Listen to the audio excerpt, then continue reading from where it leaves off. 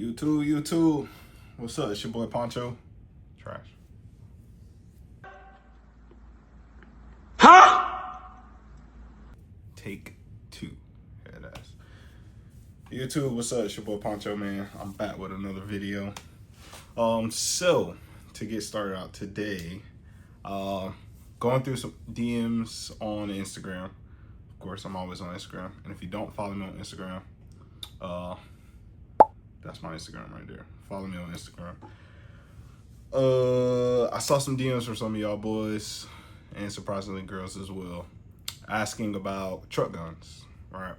So truck guns is kind of one of my favorite topics. And as we know, there's a lot of different variations, different builds, calibers, brands, etc., that you can go on. But what I decided to do, and I brought out for y'all today, this is my truck gun, right? As of right now, it kind of serves more of a purpose than just being a truck gun, but this is kind of what I take with me everywhere. This right here is clear, right? Clear through and through. Cool. All right, this is my truck gun. It is a custom built 10.5 inch. It is a it was a Smith & Wesson. As you can see there, it was a Smith & Wesson. I believe it was either 8.5 or 7.5 inch 5.56. Yes, this gun is still chambered in 5.56.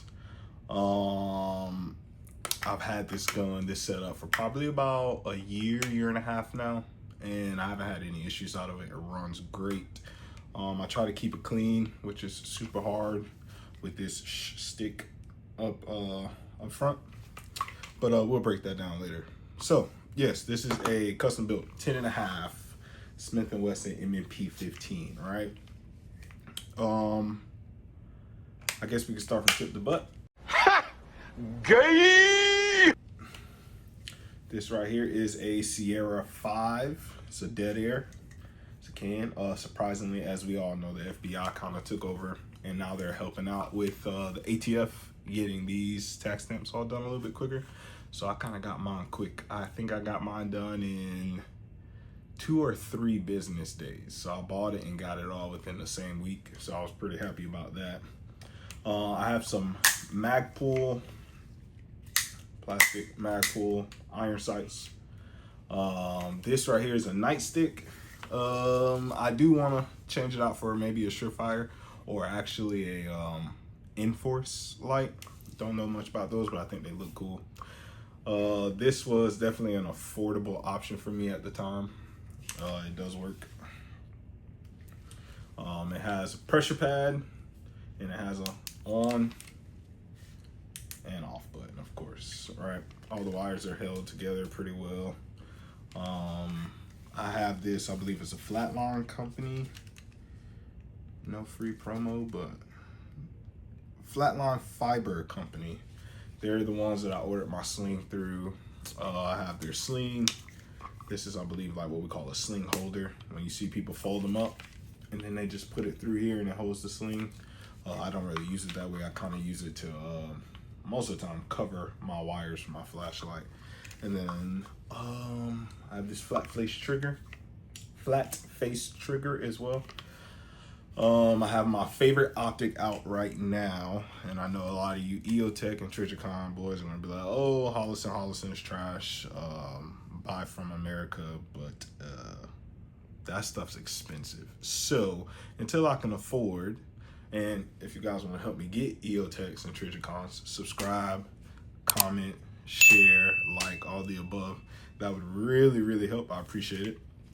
But this Hollison Ames, right? Red dot. Bro, the glass is so clear. It is an enclosed emitter. These right here are all plastic, so they're replaceable. You can get these off of Hollison's website. If I can get this one open, whatever. But this and the one on the front is plastic, and then the glass is in here. Super clear glass. Also has the solar panels up top. I do not know about like the battery life and how long the batteries last. I've had this optic for about 2 years and I've yet to change the batteries or anything like that.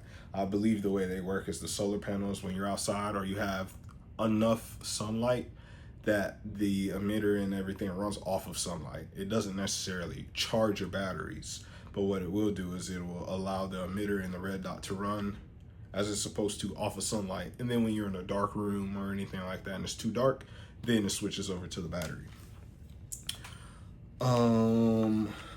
I have a dye-free company grip along with a dye-free company hand stop. I love their stuff, man.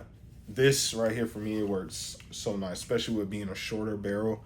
I don't think a lot of people understand the barrel angle, not the barrel, excuse me, the grip angle, especially with shorter rifles or pistols, excuse me, because I have a brace.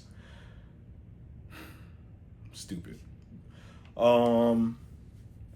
But I do enjoy it. The stippling on it is really good. So for people that have sweaty hands and stuff of that nature, this does really well. The gun doesn't move. It doesn't slide out your hands. You know, you get that purchase to the gun, and that gun's going to stay in your hands.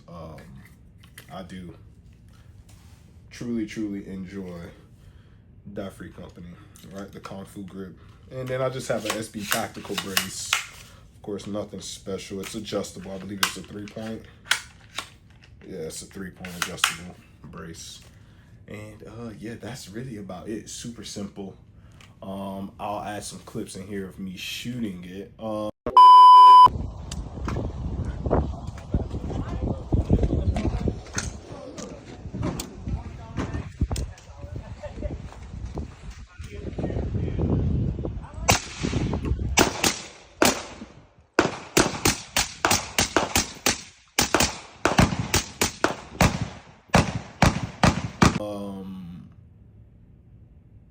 This is my truck gun.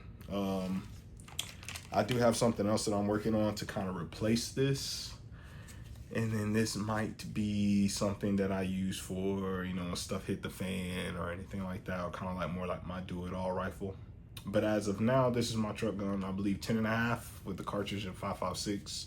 If you listen to some of the guys who know more about ballistics than I do, they'll tell you that you're leaving a lot of power or a lot of ballistic advantage on the board shooting a 10.5. For me personally, I'm pretty accurate. I think if I take 10 shots at around like 150, 200 yards, I'm hitting probably 8 out of 10. And I say that very humbly because I can wake up tomorrow and go out there and hit like 6. But on average, I'm hitting about 8 out of 10 with this. And the dot is zeroed in perfectly. And I don't really have too much drop off until we start reaching upwards of like 300 yards, 400 yards. But this is 10.5. I'm not shooting that far. This is designed for me to get it out of my truck without banging it up against anything else, light enough for me to do what I need to do and get back home to my family. And that's why this Smith & Wesson, I say custom, but custom built Smith & Wesson 10.5 inch with the Sierra 5, the Dead Air Sierra 5. Good can, really good can, I enjoy it. And yeah, man. So y'all comment down below. Let me know what y'all truck guns are. Tell me what y'all would change on my setup. If this was your setup, how would you run it? Is the barrel length too long, too short?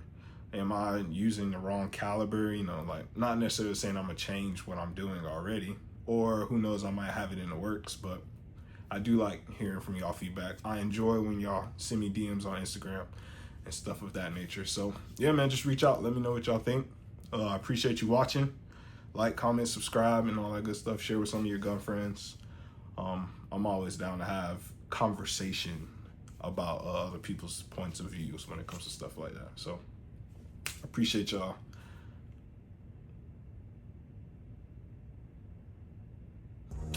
Yeah, y'all be good. God bless.